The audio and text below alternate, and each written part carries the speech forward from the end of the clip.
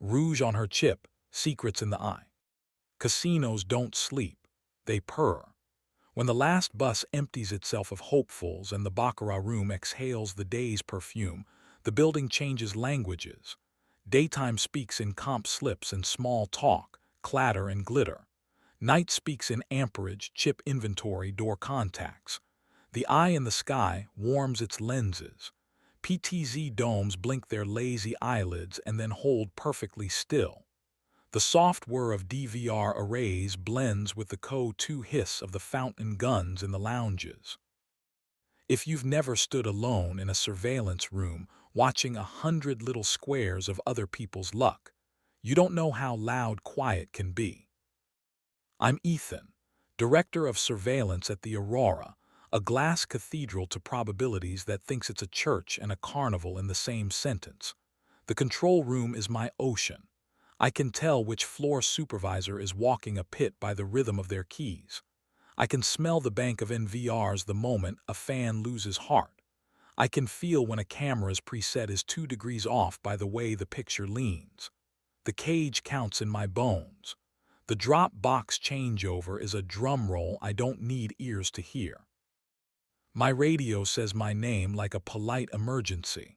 I'm 1 part priest and 2 parts referee, with a spoonful of archivist over the top. Leela, my wife, then, designed nights for a living, not a party planner, an atmosphere engineer. She could make a lobby smell like "Remember Your First Kiss" without anyone knowing who to thank. She dressed lounges so that strangers believed in themselves. At 2 a.m. her pockets always held a roll of gaffer's tape and a sprig of rosemary. She wore satin on her wrist instead of a bracelet, a ribbon she tied like a secret handshake. She sang sometimes late, in the lounge after the pianist had counted the cash, voice poured low like the last drink no one should have but everyone does. We married at City Hall in a 5-minute ceremony that felt like a well-edited trailer. On the steps, we split a canned espresso and kissed around the edge. She laughed and said I tasted like static and velvet rope. She'd come to the control room after last call when the building dropped its smile and the eyes did their best work. She sat on the edge of my desk, swung a calf over my thigh, and turned so the ribbon on her wrist brushed my knuckles. I'd set my mouth at the warm notch beside her throat, right where voice thinks about coming out, and breathe there until the static in her shoulders changed jobs. She would hook 2 fingers in my belt like she was reminding gravity whose side she's on. We were careful. Cameras have better memories than lies. The first odd thing wasn't loud. A baccarat dome, Cam 4B, parked itself 2 inches off its home preset at 02:11 and then remembered where it lived. The villa elevator call button logged a bypass for 2 seconds and then recovered. The mini fridge in Villa 903, a suite that had been empty on paper, drew power for 10 minutes as if someone had opened it and changed their mind. Down on the main floor, the cash cage drawer 3, my favorite because it clicks like a metronome, registered a half-ounce weight loss and then forgiveness. Nothing illegal. The building had just cleared its throat as if to make sure I was listening. 2 nights later, the dome drifted again. The elevator told the same small lie. The fridge took another breath. On a table in Baccarat, T17, the player's chair was pushed 2 literal inches past where dealers are trained to tuck it. On the incoming fill for that table, the count was correct, but the paperwork wore the signature of a dealer who always loops the G in his last name. On this slip, the loop had a hiccup. I noticed because noticing is my hobby and my paycheck. I keep a jar of glow germ in my desk. We use it to teach new guards why "don't touch the art" is not an abstraction when the art is 250,000 in chips and a table layout that reads fingerprints like scripture. I dusted a whisper under the villa elevator button, underside, where only apologetic hands go. A kiss of powder along the back lip of the minibar shelf in 903. A trace on the inside of cage drawer 3's handle where you only grab if you mean it. Then I went back to the grid, 20 monitors across, 5 down, a view of a city doing math with itself. Leela came by around 3, a dress like poured smoke and a lipstick that stole the same crime twice. She sat on my desk, stole a grape from the bowl someone in hospitality insists on leaving every night and said, "Your cameras are in a mood." "They're flirting with presets," I said. "We'll have to have a talk about boundaries." She tilted her head.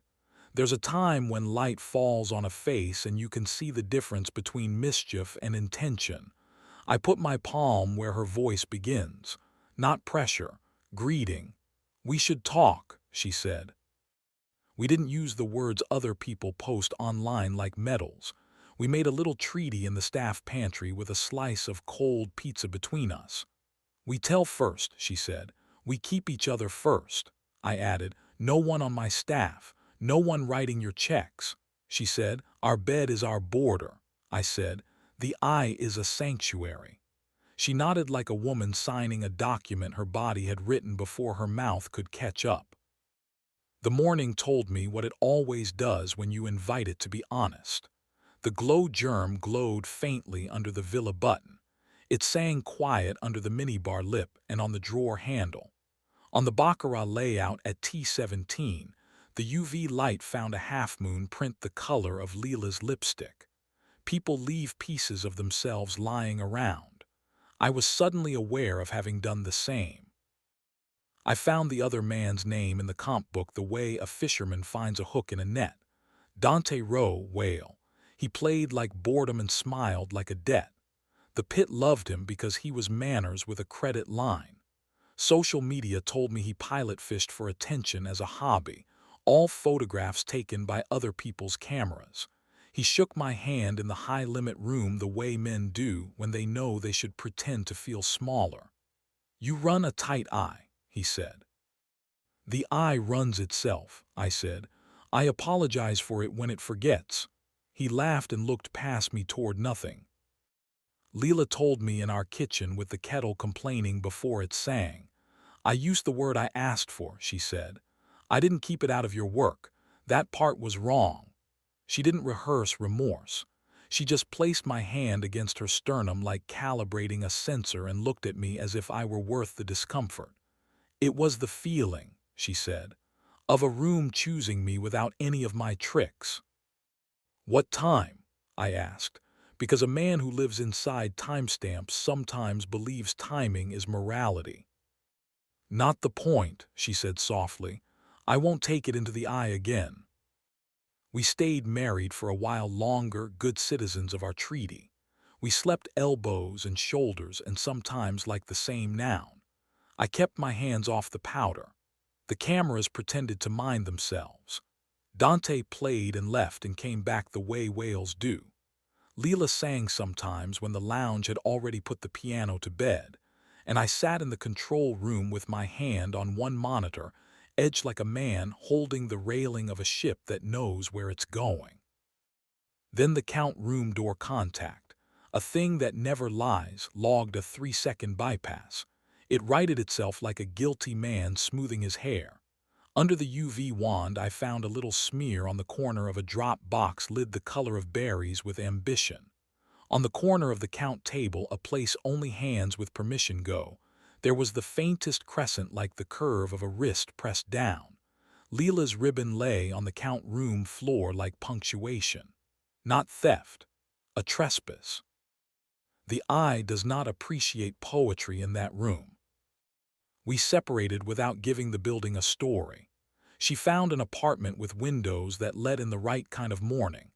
I kept the chipped mug the overnight team thinks is mine and the pocket screwdriver you can open 100 problems with.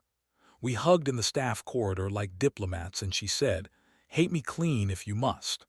I said, "I'll keep it in labeled bins," and meant it. The eye taught me filing as a form of mercy. Work forgave me. The camera that drifted stopped. The villa elevator remembered its ethics. A blackjack dealer tried a soft mechanics shuffle and found his next job elsewhere. An auntie hit a handpay on a lightning link and cried into her cardigan.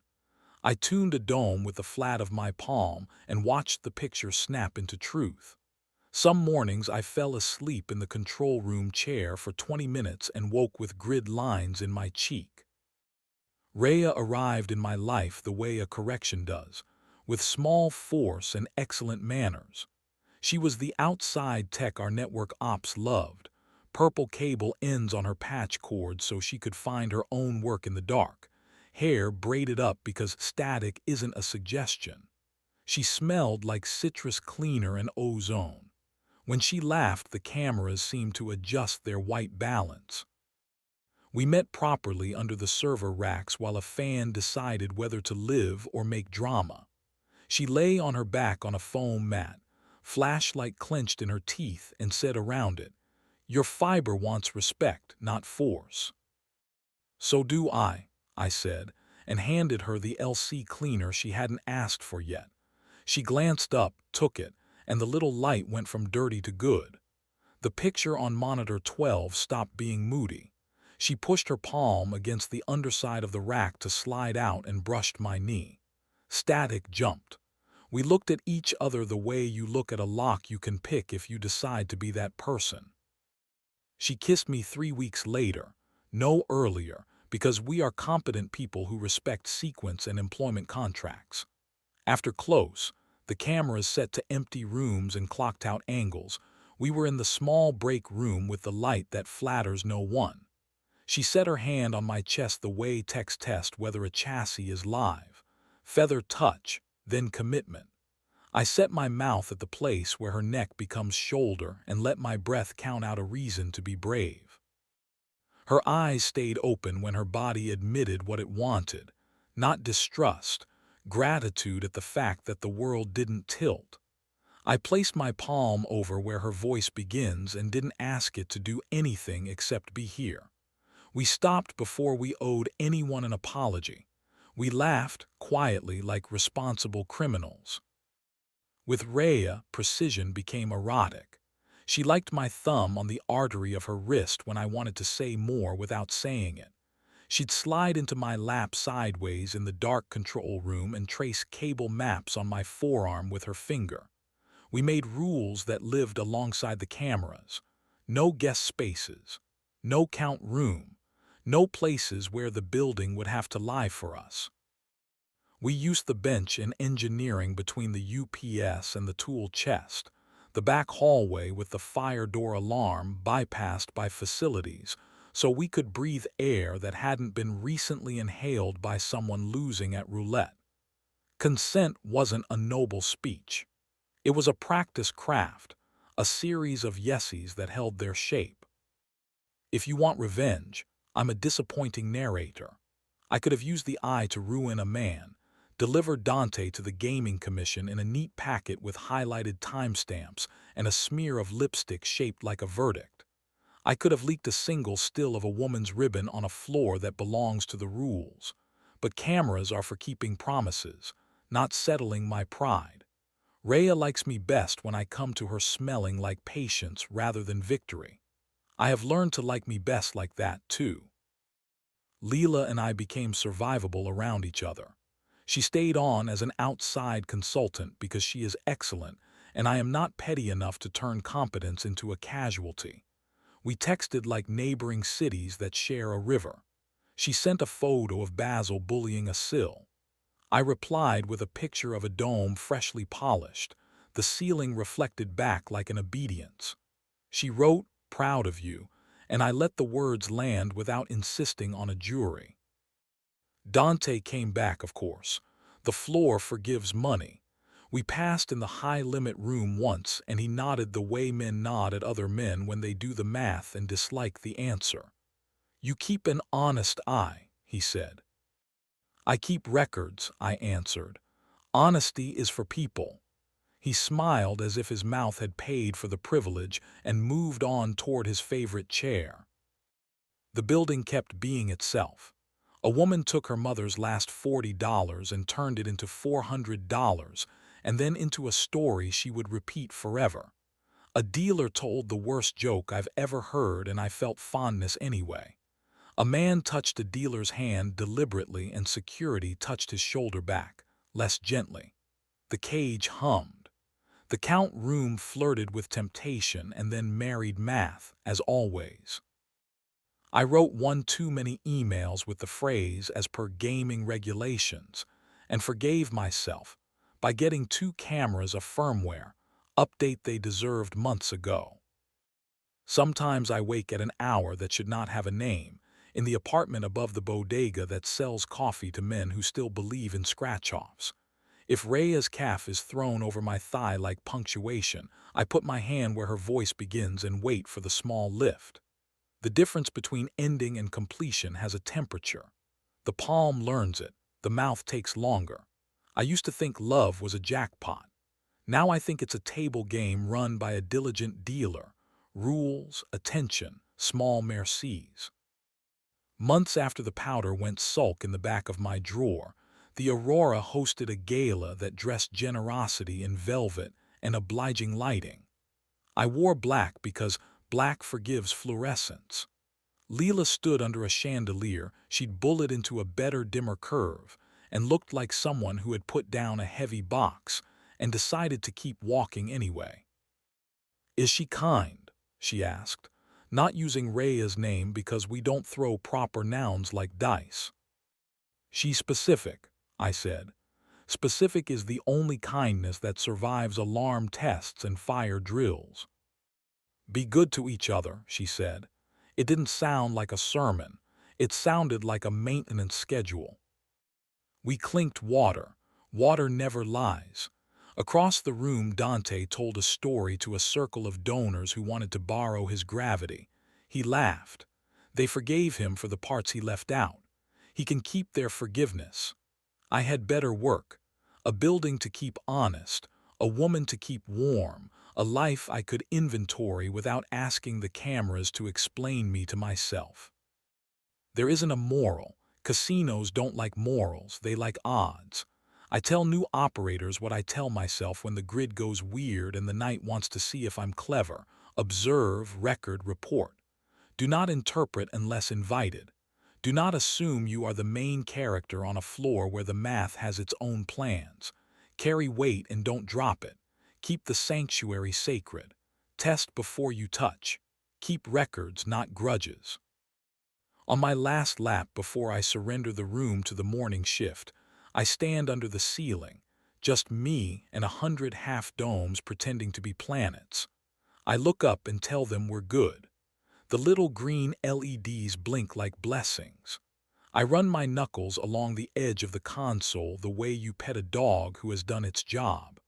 I lock the count room and listen to the click like a vow being filed. Then I go home, where a woman will put her palm on my chest like she's verifying power, and I'll set my mouth back at her throat and breathe the truth I can afford. Sanctuaries are made, not found. Love is a maintenance log, not a miracle.